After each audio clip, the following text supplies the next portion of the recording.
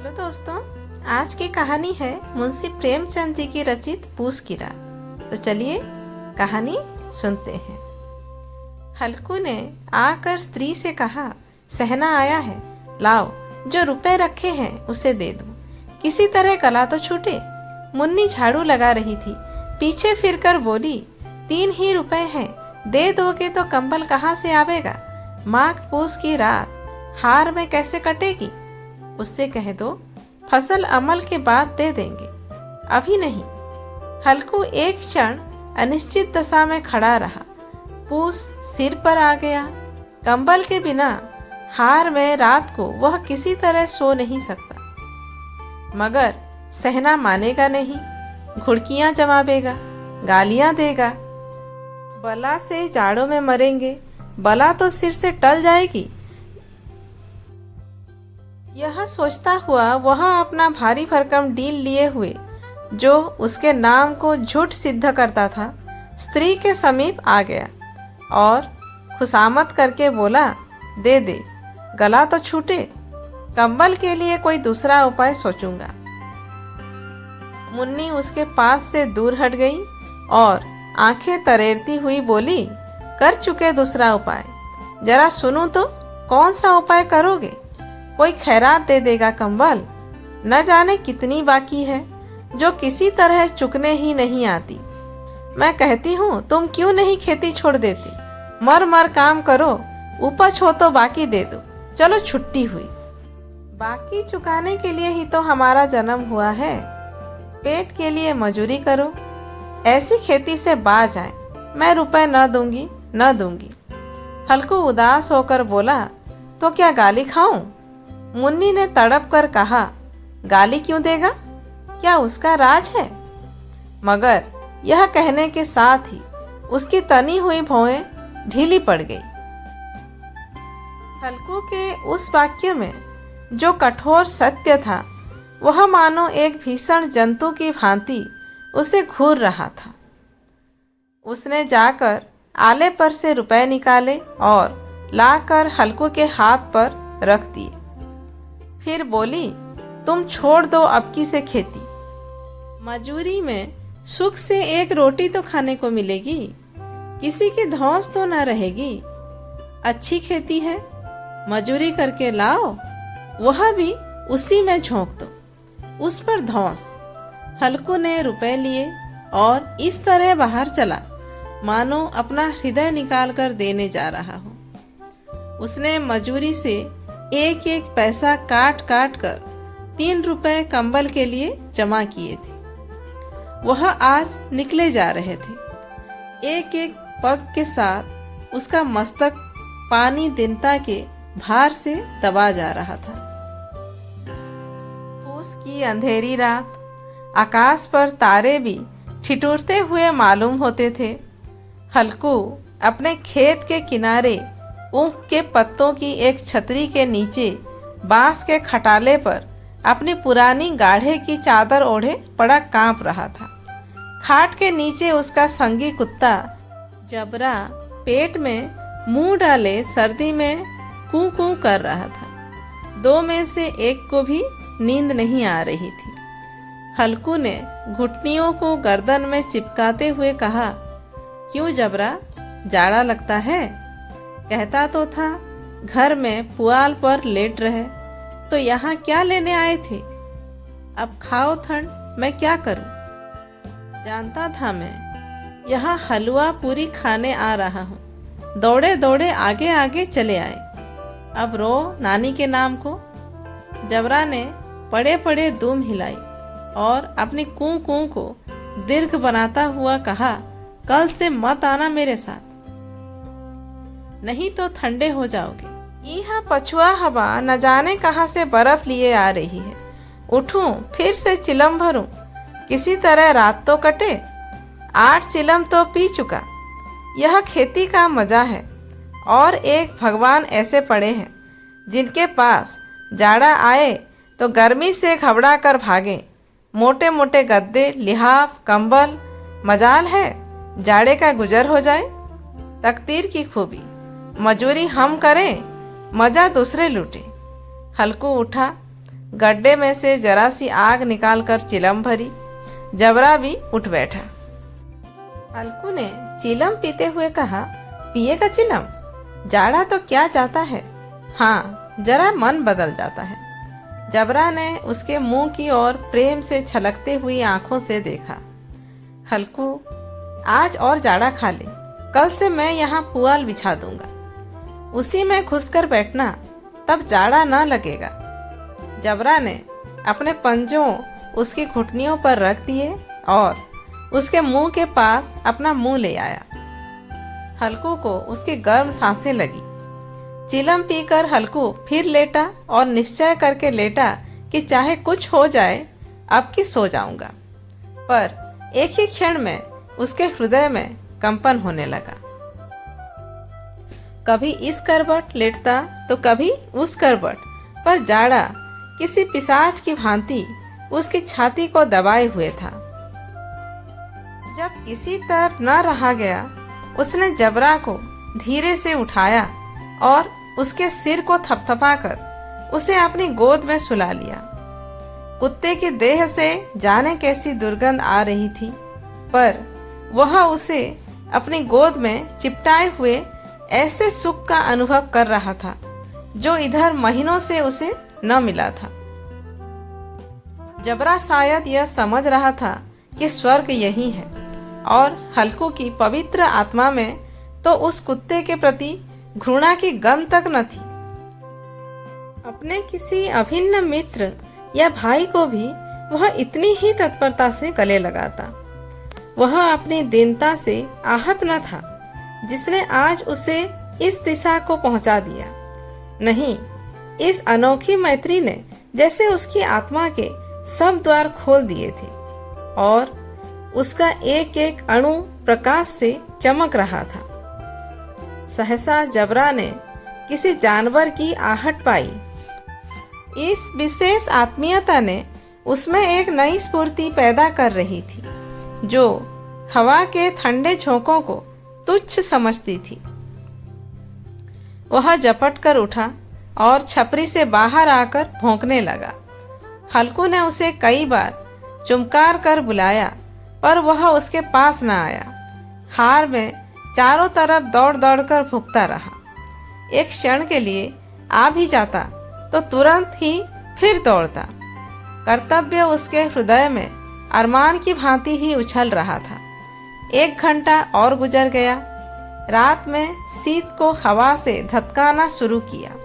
हल्कू उठ बैठा और दोनों घुटनों को छाती से मिलाकर सिर को उसमें छिपा लिया। फिर भी ठंड कम ना हुई। ऐसा जान पड़ता था सारा रक्त जम गया है, धमनियों में रक्त की जगह हिम बह रही है। उसने झुककर आकाश की ओर देखा। अभी कितनी रात बाकी है। सप्तर्षि अभी आकाश में आधे भी नहीं चढ़े। ऊपर आ जाएंगे तब कहीं सवेरा होगा। अभी पहर से ऊपर रात है। हल्कू के खेत से कोई एक गोली के टप्पे पर आमों का एक बाग था। पतझड़ शुरू हो गई थी। बाग में पत्तियों को ढेर लगा हुआ था। हल्कू ने सोचा, चलकर पत्तियां बटोरूं और उन्हें जलाकर खूब तापूं। रात को कोई मुझे पत्तियों बटोरते देख तो समझे कोई भूत है, कौन जाने कोई जानवर ही छिपा बैठा हो। मगर अब तो बैठे नहीं रहा जाता। उसने पास के अरहर के खेत में जाकर कई पौधे उखाड़ लिए और उनका एक झाड़ू बनाकर हाथ में सुलगता हुआ उपला लिए बगीचे की तरफ चला। जबरा ने उसे आते देखा, पास आया और दुम हिलाने लगा। हल्कू ने कहा, अब तो नहीं रहा जाता जबरू, चलो बगीचे में पत्तियों बटोर कर तापें। टाटे हो जाएंगे तो फिर आकर सोएंगे। अभी तो बहुत रात है। जबरा ने कूं कूं करे सहमति प्रकट की और आगे बगीचे की ओर चला। बगीचे में खूब अंधेरा छाया हुआ था और अंधकार में निर्दय पवन पत्तियों को कुचलता हुआ चला जाता था। वृक्षों से ओस की बूंदें टप टप नीचे टपक रही थी। एकाएक एक झोंका मेहंदी के फूलों की खुशबू लिए आया और हल्कू ने कहा, कैसी अच्छी महक आई है जबरू। तुम्हारी नाक में भी तो सुगंध आ रही है। जबरा को कहीं जमीन पर एक हड्डी पड़ी मिल गई थी, उसे चिचोड़ रहा था। हल्कू ने आग जमीन पर रख दी और पत्तियों बटोरने लगा। जरा देर में पत्तियों का ढेर लग गया था। हाथ ठिठुरे जाते थे, नंगे पांव गले जाते थे और वह पत्तियों का पहाड़ खड़ा कर रहा था। इसी अलाव में वह ठंड को जलाकर भस्म कर देगा। थोड़ी देर में अलावा जल उठा। उसकी लौ ऊपर वाले वृक्ष की पत्तियों को छू छू कर भागने लगी। उस अस्थिर प्रकाश में बगीचे के विशाल वृक्ष ऐसे मालूम होते थे मानो उस अथाह अंधकार को अपने सिरों पर संभाले हुए हों। अंधकार के उस अनंत सागर में यह प्रकाश एक नौका के समान हिलता मचलता हुआ जान पड़ता था। हल्कू अलाव के सामने बैठा आग ताप रहा था। एक क्षण में उसने दोहर उतारकर बगल में दबा ली। दोनों पांव फैला दिए मानो ठंड को ललकार रहा हो। तेरे जी में आए सोकर। ठंड की असीम शक्ति पर विजय पाकर वह विजय गर्व को हृदय में छिपा न सकता था। उसने जबरा से कहा, क्यों जब्बर, अब ठंड नहीं लग रही है? जब्बर ने कूं कूं करके मानो कहा, अब क्या ठंड लगती ही रहेगी? पहले से यह उपाय न सूझा? नहीं, इतनी ठंड क्यों खाते? जब्बर ने पूंछ हिलाई। अच्छा आओ, इस अलाव को कूद कर पार करें, देखे कौन निकल जाता है। अगर जल गए बच्चा तो मैं दवा ना करूँगा। जब्बर ने उस अग्नि राशि की ओर कातर नेत्रों से देखा। मुन्नी से कल न कह देना, नहीं लड़ाई करेगी। यह कहता हुआ वह उछला और उस अलाव के ऊपर से साफ निकल गया। पैरों में जरा लपट लगी, पर वह कोई बात न थी। जबरा आग के गिर्द घूमकर उसके पास आ खड़ा हुआ। हल्कू ने कहा, चलो चलो, इसकी सही नहीं, ऊपर से कूद कर आओ। वह फिर कूदा और अलाव के इस पार आ गया। पत्तियां जल चुकी थीं। बगीचे में फिर अंधेरा छा गया। राख के नीचे कुछ कुछ आग बाकी थी, जो हवा का झोंका आ जाने पर जरा जाग उठती थी, पर एक क्षण में फिर आंखें बंद कर लेती थी। हल्कू ने फिर चादर ओढ़ ली और गर्म राख के पास बैठा हुआ एक गीत गुनगुनाने लगा। उसके बदन में गर्मी आ गई थी, पर ज्यों-ज्यों शीत बढ़ती जाती थी, उसे आलस्य दबाए लेता था। जबरा जोर से भौंककर खेत की ओर भागा। हल्कू को ऐसा मालूम हुआ कि जानवरों का एक झुंड खेत में आया है। शायद नीलगायों का झुंड था। उनके कूदने दौड़ने की आवाजें साफ कान में आ रही थी। फिर ऐसा मालूम हुआ कि खेत में चर रही है। उनके चबाने की आवाज चर चर सुनाई देने लगी। उसने दिल में कहा, नहीं, जबरा के होते कोई जानवर खेत में नहीं आ सकता। नौछी डाले, मुझे भ्रम हो रहा है। कहाँ, अब तो कुछ नहीं सुनाई देता। मुझे भी कैसा धोखा हुआ। उसने जोर से आवाज लगाई, जबरा, जबरा। जबरा भौंकता रहा, उसके पास न आया। फिर खेत के चरे जाने की आहट मिली। अब वह अपने को धोखा ना दे सका। उसे अपनी जगह से हिलना जहर लग रहा था। कैसा ददाया हुआ बैठा था। इस जाड़े पाले में खेत में जाना, जानवरों के पीछे दौड़ना असह्य जान पड़ा। वह अपनी जगह से न हिला। उसने जोर से आवाज लगाई, हिलो हिलो हिलो। जबरा फिर भूख उठा। जानवर खेत चर रहे थे। फसल तैयार है। कैसी अच्छी खेती थी, पर ये दुष्ट जानवर उसका सर्वनाश किए डालते हैं। हल्कू पक्का इरादा करके उठा और 2-3 कदम चला, पर एकाएक हवा कस ऐसा ठंडा चुभने वाला बिच्छू के डंक का सा झोंका लगा कि वह फिर बुझते हुए अलाव के पास आ बैठा और राख को कुरेद कर अपनी ठंडी देह को गरमाने लगा। जबरा अपना गला फाड़ डालता था।